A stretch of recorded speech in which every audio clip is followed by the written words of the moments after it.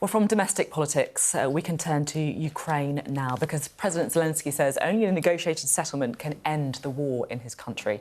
The final stand in Mariupol seems to have been defeated, and Russian forces have intensified their attacks in the south and east of Ukraine. Meanwhile, the US has authorised $40 billion of aid to Ukraine, half of it to military supplies, as the war looks to continue for some time yet. We can hear from Ukraine now and speak to the Ukrainian MP Yelyzaveta Yasko. Thank you so much for being with us today. Can you just explain to us what the situation on the ground is like where you are? Good morning. Well, I'm currently traveling to Davos World Economic Forum, but the situation in Ukraine is still very sad. It's already 3 months of the war and people are very desperate. The fighting mood is still very, very high. But the traumas and traumatized situations that we all got from all of that are only increasing. Many people lost their jobs. The economic situation is very hard. Of course, many lost their relatives, their friends, and it's going on. And the news that we've heard today that Russia, for example, is using 2/3 of its military submarines right now with the rockets. They are right now in the sea is very warning. And it's very sad that we all got used to the fact that there are sirenes and the warnings, the air warnings every day. And many people see their normal life as with these sounds, but it's not normal and we need to change that. We've seen a situation where the Russians have finally taken Mariupol after that extraordinary defence that was waged there, including at the steelworks. But now, of course, it means they can really focus their attention on the east and in the Donbass region. How is the fighting there? It's very harsh and tough. For many people, it's very hard to get any connection with their sons, with their brothers or their husbands who are fighting there right now in our military.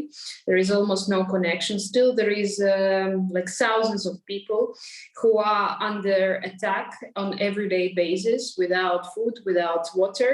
Many are taken forcefully to Russia. We know that the forced migration is taking place and the children are kidnapped, women are raped.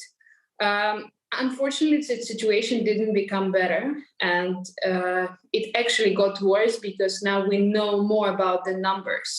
So now we understand that it's a matter of our persistence and our fighting mood, and there is no way back. We need to win it all. We need to have peace there, and we need to have our territories back, and we need your help. I mean, the help of the international community, of course, to make it happen. That's interesting. Just to clarify then, the Ukrainian position is still that there'll be no territory given up to Russia. We're not going to give any territory to Russia. That there cannot be any compromise on that, especially with that thousands of numbers of victims that we currently have of civilians and the military and our army. We're not going to forgive this, and it's not even in the discussion. Okay. And what is the status of Crimea in that discussion? Well, we believe that we can bring Crimea back, and our victory will only depend when all our territories will be back, because now Putin is completely in a crazy mood, and we understand that he is using all his force to destroy Ukraine. And for us, it's a very existential question. We need to have our territories back because we already paid very high price for it, and we will go till the end to have our territories back. Do you think this is a war that you can win, given the size of the Russian military? Well, I think in the war it's very hard to win because there are always victims and something that you lose, and it's very painful, and that's something that we'll remember for maybe like hundreds of years in the future. But of course, talking about our freedom and our peace and our territory, there is no other way, just the victory, because we are not going to be slaves. It's not acceptable for us. We are a very freedom-loving nation, and we will go till the end, till the full victory with this. Wow. And what help do you need from the international community? You spoke a little bit earlier in the interview about needing more. Well, of course, it's about military assistance and it's about economic assistance right now. And we need more and more sanctions on Russia to isolate Russia so that Russia gets less money to finance its war crimes in Ukraine. And we need it very, very quickly. Because as we see, 3 months have already passed and we could stop it much earlier, but Russia still has resources to have war in Ukraine. We need to do everything possible to make sure that Russia doesn't have resources for that anymore. You're talking about those resources, and of course, a lot of them come from the sale of oil and gas, particularly to countries in Europe, don't they?